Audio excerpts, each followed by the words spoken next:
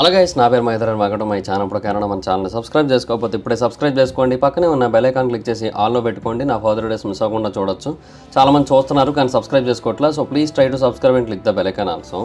ప్రస్తుతం నాగ్పూర్ మొత్తం అట్టుడుకుతోంది. ప్రస్తుతం నాగ్పూర్లోని చాలా ప్రాంతాలలో విపరీతమైన అల్లర్లు జరుగుతున్నాయి. చాలా చోట్ల దాడులు జరుగుతూ ఉన్నాయి. మహారాష్ట్ర చీఫ్ మినిస్టర్ అయిన దేవేంద్ర ఫడ్నవీస్ కూడా బయటకు వచ్చి రియాక్ట్ అయ్యి అందరినీ కూడా ప్రశాంతంగా ఉండమని రిక్వెస్ట్ చేస్తున్నారు. అసలు ఇంతకీ ఏం జరిగింది, ఎందుకని అసలు ఆ ప్రాంతంలో ఎప్పుడూ లేని విధంగా అల్లర్లు చెలరేగుతున్నాయి? బేసిక్గా నాగ్పూర్ అనేది చాలా అంటే చాలా ప్రశాంతమైన ప్రాంతం. ఇన్ఫ్యాక్ట్ ఒకప్పుడు చాలా పాపులర్ కూడా, చాలా పీస్ఫుల్ ప్లేస్ అని. అంత ప్రశాంతమైన ప్రాంతంలో ఎందుకని ఇలాంటి అల్లర్లు చెలరేగుతున్నాయి? పురాతన కాలం నాటి మొఘల్ ఎంపరర్ అయిన ఔరంగజేబు కోసం ఇప్పుడు ఎందుకు అందరూ మాట్లాడుకుంటున్నారు? ఇవన్నీ కూడా ఈ వీడియోలో కొంచెం డీటెయిల్గా డిస్కస్ చేద్దాం. సో ఇంకెందుకు late, let's get into the video. రీసెంట్గా చావా సినిమా రిలీజ్ అయిన విషయం మనకందరికీ తెలిసిందే. ఈ చావా సినిమాలో ఔరంగజేబు ఎంత క్రూరుడో, ఎంతటి దారుణమైన వ్యక్తో మనకి కళ్ళకు కట్టినట్టు చూపించారు. ఇన్ఫ్యాక్ట్ అందులో చూపించిన ప్రతిదీ కూడా వాస్తవమే. అందులో మనకేది కూడా అబద్ధం చూపించలేదు.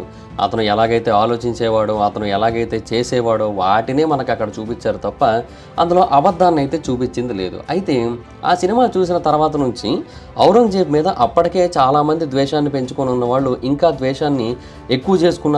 అలాగే ఎవరైతే అప్పటి వరకు ఔరంగజేబు గురించి పెద్దగా తెలుసుకోలేదో వాళ్ళు కూడా తెలుసుకొని ఔరంగజేబును ద్వేషించడం మొదలుపెట్టారు. అయితే ఈ నాగ్పూర్లోని కుల్దాబాద్ అనే ఒక ప్రాంతంలో ఈ ఔరంగజేబు యొక్క సమాధి ఉంది. అతను చనిపోయిన తర్వాత ఆ ప్రాంతంలోని సమాధిని ఏర్పాటు చేశారు. సో ఇప్పుడు ఆ సమాధిని ఆ ప్రాంతం నుంచి తీసేయాలని సుమారుగా 200 మంది సభ్యులు విశ్వ హిందూ పరిషత్ నుంచి, అంటే విహెచ్పి నుంచి, అలాగే బజరంగ్ దళ్ నుంచి సోమవారం నాడు నాగ్పూర్లో ఉన్న శివాజీ మహారాజ్ స్టాట్యూ దగ్గర ప్రొటెస్ట్ చేయడం మొదలుపెట్టారు. ఆ ప్రొటెస్ట్లో భాగంగా వాళ్ళు ఏం చేశారంటే మొఘల్ ఎంపరర్ అయిన ఔరంగజేబు యొక్క దిష్టి బొమ్మను కూడా తగలబెట్టారు. అయితే ఆ తర్వాత ఒక పెద్ద డమ్మీ సమాధిని కూడా తగలబెట్టారు. అంటే ఔరంగజేబు సమాధి ఎలాగైతే ఉంటుందో దానికి రెప్లికా లాగా ఒక దాన్ని తీసుకొని వచ్చి దాన్ని కూడా తగలబెట్టేశారు. అయితే ఈ ప్రొటెస్టర్స్ అతని యొక్క దిష్టి బొమ్మను తగలబెట్టినప్పుడు, అలాగే అతని యొక్క సమాధి రెప్లికాని తగలబెట్టినప్పుడు మొత్తం అందరికీ కూడా న్యూస్ ఏమని స్ప్రెడ్ అయిందంటే వాళ్ళు తగలబెట్టింది ఔరంగజేబు యొక్క దిష్టి బొమ్మని కాదు, వాళ్ళు తగలబెట్టింది ఔరంగజేబు యొక్క దిష్టి బొమ్మలాగా ఉన్న ఒక పెద్ద కటౌట్ మీద ఖురాన్ యొక్క ఫ్రేజెస్ ఏవైతే ఉంటాయో వాటన్నిటినీ కూడా రాసి తగలబెట్టారు అనే రూమర్ స్ప్రెడ్ అయింది. ఇన్ఫ్యాక్ట్ కొంతమంది అయితే డైరెక్ట్గా ఖురాన్నే తగలబెట్టారని కూడా చెప్పుకొని తిరగడం మొదలుపెట్టారు. సో బేసిక్గా ఇదంతా కూడా రూమర్ అని తర్వాత ఆర్ఎస్ఎస్ వాళ్ళు క్లారిటీ ఇచ్చారు. బట్ ఇనీషియల్గా గొడవ పెరిగి పెద్దదవడానికి ఇది కారణమైంది. అంటే ఖురాన్ని తగలబెట్టేశారంటే డెఫినెట్గా ముస్లిమ్స్ హర్ట్ అవుతారు కదా, ఎందుకంటే అది వాళ్ళకి సంబంధించిన గ్రంథం కాబట్టి. ఆ గ్రంథాన్ని తగలబెట్టారంటే అందరికీ కోపం వస్తుంది. సో ఆటోమేటిక్గా వాళ్ళు కూడా బయటకు వచ్చి దీని గురించి గొడవ చేయడం మొదలుపెట్టారనమాట. సో అలాగా ఈ ఇష్యూ అనేది పెరిగి పెద్దదైపోయింది. అండ్ చాలామంది బయటకు వచ్చి నినాదాలు చేసి, గొడవలు చేసి కొన్ని వెహికల్స్ని తగలబెట్టేశారు. 2 వీలర్స్ని కావచ్చు, 4 వీలర్స్ని కావచ్చు తగలబెట్టేశారు. వాటి మీద రాళ్లను విసిరారు, అద్దాలు పగలగొట్టేశారు. ఇవన్నీ కూడా చేస్తూ వచ్చారు. సుమారుగా డజన్కి పైగా బైకులు, ఒక 5-6 కార్లు కంప్లీట్గా డ్యామేజ్ అయిపోయాయి. ఈ విషయం గురించి మనం చాలా సీరియస్గా మాట్లాడుకోవాలి. అంటే ఇలాంటి సంఘటనలు జరిగినప్పుడు నాకు ఎప్పుడు ఏమనిపిస్తూ ఉంటుందంటే, సరే మీరు ధర్నా చేయాలనుకున్నారు, లేదంటే మీ ప్రొటెస్ట్ని అందరికీ తెలియజేయాలనుకున్నారు, మీరు ఏదైతే అనుకుంటున్నారో దాని గురించి అందరికీ చెప్పాలనుకుంటున్నారు, అది ఓకే. బట్ ఆ టైంలో ఎందుకని రోడ్డు మీద కనబడ్డ వెహికల్స్ని కావచ్చు, రోడ్డు మీద ఉన్న మనుషుల్ని కావచ్చు ఎందుకు ఇబ్బంది పెట్టడం, ఎందుకు డ్యామేజ్ చేయడం? చాలామంది బస్సులను తగలబెడుతూ ఉంటారు, కార్లను తగలబెడుతూ ఉంటారు, బైకులను తగలబెడుతూ ఉంటారు. సరిపోని గవర్నమెంట్ ప్రాపర్టీ అంటే అది గవర్నమెంట్ దగ్గర ఉన్న డబ్బులు, బట్ అవి కూడా మనవే అయినప్పటికీ కూడా అది పెద్దగా నష్టపోయిన కైండ్ ఆఫ్ ఫీలింగ్ అయితే రాదు. ఎందుకంటే గవర్నమెంట్ మళ్ళీ వాటిని రికవర్ చేయగలుగుతూ ఉంటుంది కాబట్టి. బట్ ఒక పర్సనల్ బైక్, ఒక పర్సనల్ కార్ విషయానికి వస్తే అది అంత ఈజీ కాదు. ఆ బైకో ఆ కారో ఆ వ్యక్తులకి చాలా ఇష్టమైనది అయ్యి ఉండొచ్చు. దాన్ని వాళ్ళ కుటుంబంలో ఒక మెంబర్లా చూసుకుంటూ ఉండొచ్చు, లేదంటే దాని కారణంగా వాళ్ళకి ఉపాధి దొరుకుతూ ఉండొచ్చు. ఆ కార్ల మీద, బైకుల మీద ఈఎంఐలు ఉండొచ్చు. బట్ తగలబడిపోయాయంటే ఎవరు కూడా ఒప్పుకోరు కదా, డెఫినెట్గా ఈఎంఐలు కట్టాల్సిందే. సో ఇవన్నీ కూడా ఎందుకు అంటే ఒక ఫ్యామిలీని, సంబంధం లేని ఒక ఫ్యామిలీని ఎందుకు ఇబ్బంది పెట్టాలి ఇలాగ వెహికల్స్ని డ్యామేజ్ చేయడం ద్వారా? ఇప్పుడు కొంతమంది కార్లని చాలా అంటే చాలా కష్టపడి కొనుక్కుంటారు. ఇన్ఫ్యాక్ట్ వాటిని కొనుక్కోవడానికి కొంతమంది అప్పు కూడా చేస్తూ ఉంటారు. ఎందుకంటే కార్ ఉంటేనే ఫ్యామిలీతో ఎక్కడికైనా బయటకు వెళ్ళగలుగుతామనే ఉద్దేశంతో, అండ్ కొంచెం కంఫర్ట్ ఉంటుందనే ఉద్దేశంతో. ఇప్పుడు పిల్లల్ని వేసుకొని బైకుల మీద తిరగాలంటే అంత ఈజీ కాదు, అంత సేఫ్ కూడా కాదు. సో అలాంటప్పుడు కార్లు తీసుకుంటూ ఉంటారు. అలాంటి ఫ్యామిలీకి మళ్ళీ కారు కొనుక్కోవడం అంటే ఇంకా లైఫ్ లాంగ్ డ్రీమ్ అన్నట్టే ఉంటుంది. ఇంకెన్నో ఏళ్ళు పట్టేస్తుంది, 5-10 ఏళ్ళు పట్టేసినా ఆశ్చర్యపోనక్కర్లేదు.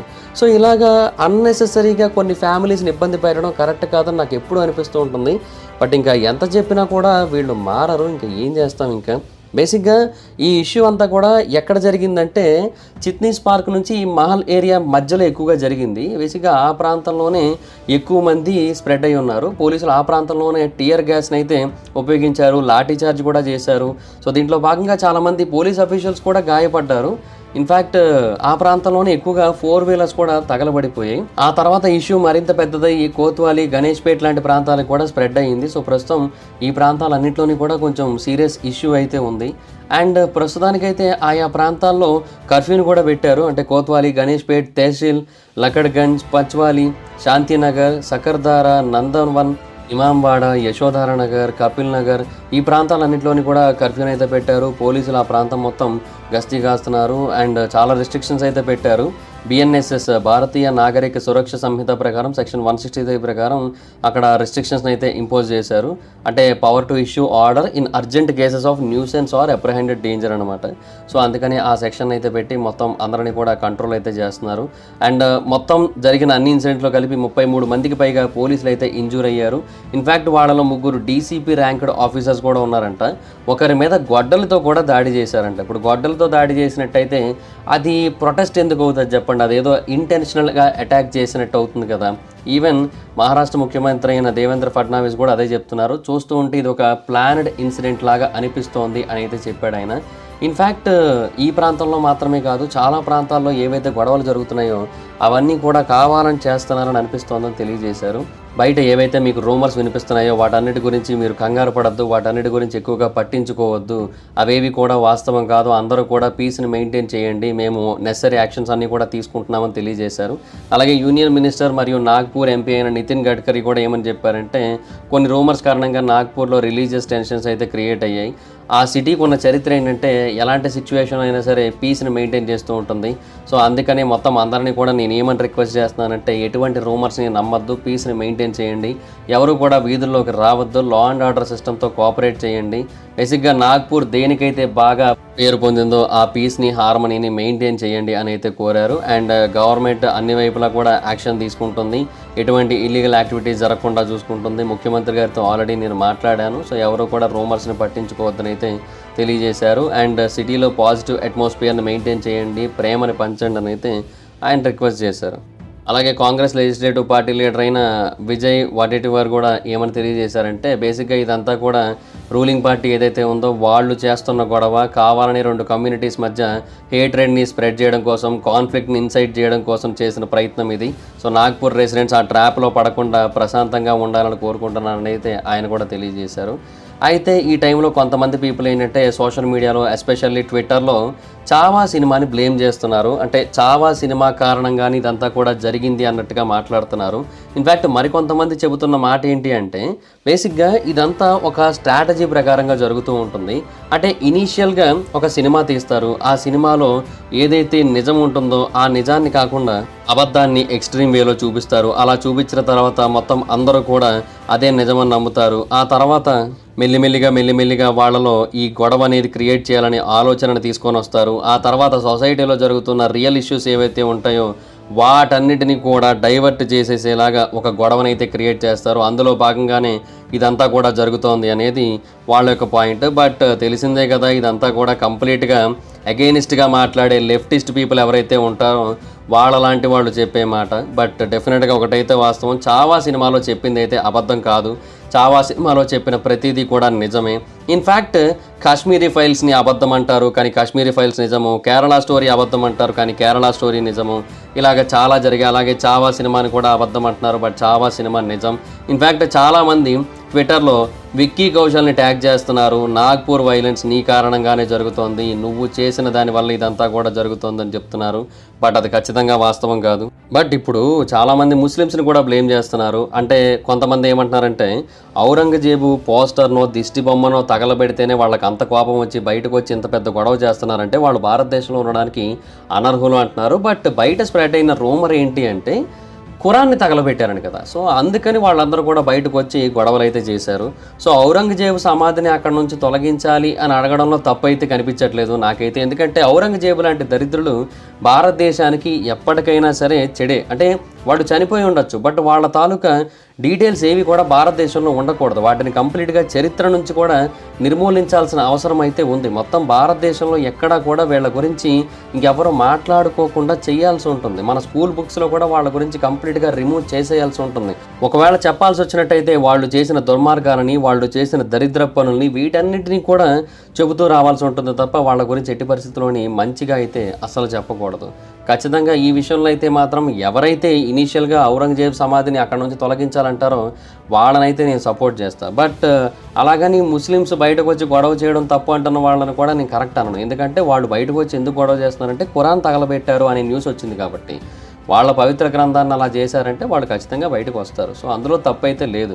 బట్ ఒకటైతే వాస్తవం, కొంతమంది ముస్లిమ్స్ అయితే, అంటే అందరూ ఉన్న బట్ కొంతమంది ముస్లిమ్స్ అయితే ఇప్పటికీ కూడా ఔరంగజేబు, అక్బరు, షాజహాన్ వీళ్ళందరూ గొప్పోళ్ళు, వీళ్ళందరూ కూడా చాలా అంటే చాలా అద్భుతమైన వ్యక్తులు, చాలా మంచివాళ్ళు, మానవత్వం పరిమళించిన మంచి మనుషులు వీరే అన్నట్టుగా రియాక్ట్ అవుతూ ఉంటారు. ఇప్పుడు నేను చావా సినిమా గురించి ఒక రివ్యూ ఇచ్చాను. ఆ రివ్యూలో నేను ఈ దరిద్రుల గురించి చదువుకున్నాం మనం అనవసరంగా, బట్ వీళ్ళ గురించి కాదు, మనం మన రాజుల గురించి చదువుకోవాల్సిన అవసరం ఉందని చెప్పాను నేను.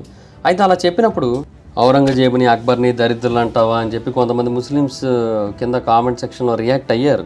అంటే వాళ్ళు నిజమే దరిద్రులే, అది ఎవరైనా యాక్సెప్ట్ చేయాల్సిన విషయమే. అది మన భారతదేశానికి పట్టిన దరిద్రం ఆ మొఘల్ ఎంపరర్స్ అండ్ ఆ తర్వాత బ్రిటిష్ ఎంపైర్ అండ్ బ్రిటిషర్స్, వీళ్ళు మన భారతదేశాన్ని ఎంత నాశనం చేశారో, ఎంత లూటీ చేశారో మనకు తెలుసు కదా. సో లెట్స్ చూద్దాం ఇది ఎంతవరకు ముందుకెళ్తుందో, గవర్నమెంట్ దీని గురించి ఎలాంటి నిర్ణయం తీసుకుంటుందో, ఎంతవరకు వీటన్నిటిని కూడా ఆపగలుగుతుందో. సో మీరేమనుకుంటున్నారు? ఔరంగజేబు సమాధిని ఆ ప్రాంతం నుంచి తొలగించాలి అనే వాళ్ళ కోరిక ఏదైతే ఉందో అది రైట్ అనుకుంటున్నారా, రాంగ్ అనుకుంటున్నారా? మీ అభిప్రాయం ఏంటో కింద కామెంట్ సెక్షన్లో చెప్పండి. So that's guys, this the video కనుక మీకు నచ్చినట్టయితే లైక్ చేయండి, వీడియో షేర్ చేయండి. ఇప్పుడు కారణం మన ఛానల్ సబ్స్క్రైబ్ చేసుకోకపోతే ఇప్పుడే సబ్స్క్రైబ్ చేసుకోండి. పక్కన బెల్ ఐకాన్ ఆల్లో పెట్టుకోండి. నా ఫర్దర్ డేస్ మిస్ అవ్వకుండా చూడొచ్చు. చాలా మంది చూస్తున్నారు కానీ సబ్స్క్రైబ్ చేసుకోవట్లేదు. So please try to subscribe, click the bell icon also. నా ఇన్స్టాగ్రామ్ ఐడి ఆల్వేస్ మాత్రం అక్కడ వచ్చి ఫాలో అవచ్చు. Thank you so much guys. Bye bye. Video next video. Bye bye. Hi friends, మీరు ఎప్పుడైనా సరే 5,000 రూపాయల ప్రోడక్ట్ 250 రూపాయలకి రావడానికి గమనించారా? లేదు కదా. కానీ అమెజాన్, ఫ్లిప్కార్ట్ లాంటి కంపెనీస్ ఏం చేస్తూ ఉంటాయంటే కొన్ని గోల్డెన్ హవర్స్ టైంలో మెగా డీల్స్ ఇస్తూ ఉంటాయి. ఆ డీల్స్ టైంలో ఒక్కొక్క ప్రోడక్ట్ మీద 90% నుంచి 95% వరకు డిస్కౌంట్ అయితే ఉంటుంది. అయితే ఈ డీల్స్ కోసం మీరు కాన్స్టెంట్గా ఆ యాప్స్ చెక్ చేస్తూ ఉండలేదు కదా. కానీ మీకోసం నేను వాటన్నిటిని కూడా కాన్స్టెంట్గా చెక్ చేస్తూ ఉంటాను. అండ్ దాంట్లో ఎప్పుడు ఏ డీల్ పెట్టినా కూడా ఇమీడియట్గా మీకు ఆ ప్రోడక్ట్ని అయితే షేర్ చేస్తాను. మీరు ఇమీడియట్గా ఆ ప్రోడక్ట్ని పర్చేస్ చేయొచ్చు దాని నుంచే. అండ్ అంతేకాదు కొన్ని ఎక్స్ట్రాడినరీ ప్రొడక్ట్స్ ఉంటాయి, వాటిని మీరు బయట ఎక్కడ కూడా చూడరు. వాటి గురించి కూడా నేను మీకు షేర్ చేస్తాను. మీరు సింపుల్గా చేయాల్సింది ఒకటే, కింద డిస్క్రిప్షన్లో మన టెలిగ్రామ్ ఛానల్ లింక్, మన వాట్సాప్ ఛానల్ లింక్, మన ఇన్స్టా బ్రాడ్కాస్ట్ ఛానల్ లింక్ ఉంటాయి. వీటిలో మీరు ఏ యాప్ ఎక్కువగా వాడతారో ఆ యాప్కి సంబంధించిన లింక్ మీద క్లిక్ చేసి ఆ యాప్లో ఉన్న మన ఛానల్ని ఫాలో అవ్వండి. దాంట్లో రెగ్యులర్గా చాలా ప్రొడక్ట్స్ అయితే మీకు అప్డేట్ అవుతూ ఉంటాయి. అండ్ ఆ ప్రొడక్ట్స్లో మీకు ఏది నచ్చినట్టయితే దాన్ని మీరు కొనుగోలు చేయొచ్చు వెంటనే. సో డిస్క్రిప్షన్లో లింక్స్ ఉన్నాయి, వెంటనే ఫాలో అవ్వండి.